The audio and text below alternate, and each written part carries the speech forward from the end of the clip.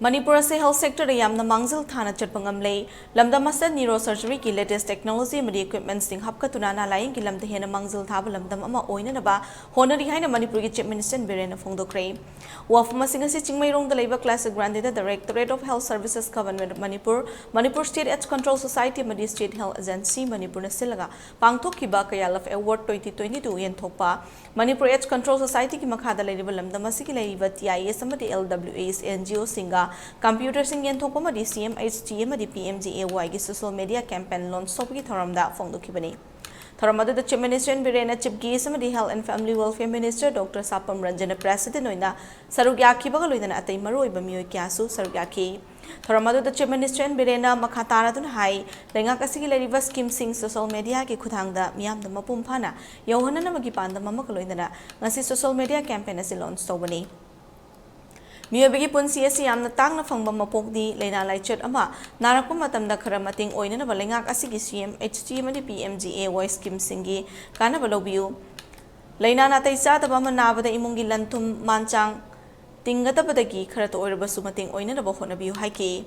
lepagasi Prime Minister asi yamna visionary oiba leitalaira singi yamna khanba miyoini haina so haiki Mark na makataradon hai social media ki kuthangda online ki kuthangda enroll tawduna ba silliba thorang asiamna thagali early stage ta detect tawbu ngamba laina sing matam jana thengna husi health sector asi hobudagi loiba fawbo makoina loriba thodang asi thagat ningai ni haiki nakalamaromda mathau masakhangba government employee singda August 16 mati August 9 da honor tawna ba sem sari thoramadu gi sarugo moina social media platform da CMHT madi PMGAY Manipur ki official pacing state health agencies Manipur ki official website Kaya called booklet 2021 DICE members sing na launch sauki baga loinana district tara tarukta cover tawgada ba Know Your HIV status campaign chu Chief Minister na flag up tawki amadi Manipur ki district tara ga taruki manung na leiriba PHC level health and wellness center district hospital level amadi subdivision level da makok mathang tara kraba center sing na kaya called award amadi certificate sing su khosinaki Yang mungkin madrakar lagi bu, suddenly usikin matam sini cincak si, oh ini har, fertilizer apa ga, tahun mina ga, sudden stroke to ga, BP kali kisi, yang tu ya, ada accident kok fokus kita compulsory masih gini neuro surgery macam tu, kok itu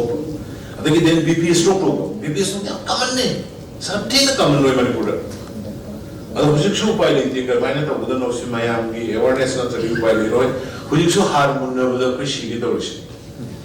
Harsi cai basi hati si khangi ne, khangna harmon na bukan kesi kita urus. Betul nasi, apa tamu koi kita siapa tahu terlibat. Ai organik kita yang mana sudah lebih koi, organik kita sudah yang mana gini beri tu, mana sudah tu, koi canabi yang tu mana lagi beri na har gise, anu masih saya mayam tak pun tahu mesti. Kuda ke thado ko ngamro su tamna thado ko drakar gai ro koi gi Manipur ko thoi ko potho maroi na chen din hande koi taibam nai lei dia tu do da to to su su ti koi ministry ga koi kana wai sana re na ke mene pidi gi makha da Manipur ki thoi ba chen di wansan laga madu gi koi na subsidy tu ko mena putho ga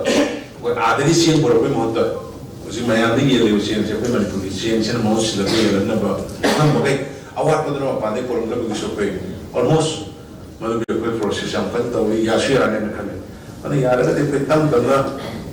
organic one na base masih mai mayam da apil tawi ni